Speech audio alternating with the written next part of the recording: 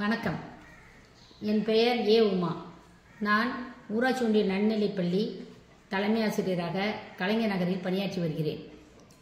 எங்கள் பள்ளி கடலூர் மாவட்டம் பரங்கிப்பேட்டை ஒன்றியம் கிள்ளை பேரூராட்சியில் எம்ஜிஆர் திட்டு செல்லும் வழியில் கலைஞர் நகர் குடியிருப்பில் அமைந்துள்ளது.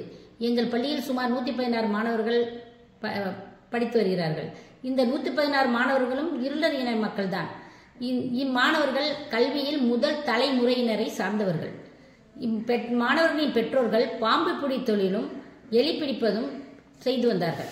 ஆனால் அரசு இத்தொழிலுக்கு தடை விதித்ததால் தற்பொழுது அவர்கள் மீன்பிடி கூலி தொழிலுக்கு சென்று வருகிறார்கள்.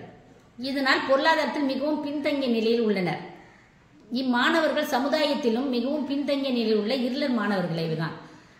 இம்மாணவர்களுக்கு இந்திய சியோட்டல் குழு அமைப்பின் அமெரிக்கா அவர் சார்பில் ரூபாய் 60,000 மதிப்புள்ள லைப்ரரி கிராட்ஸ், பியூரிஃபை வாட்டர்,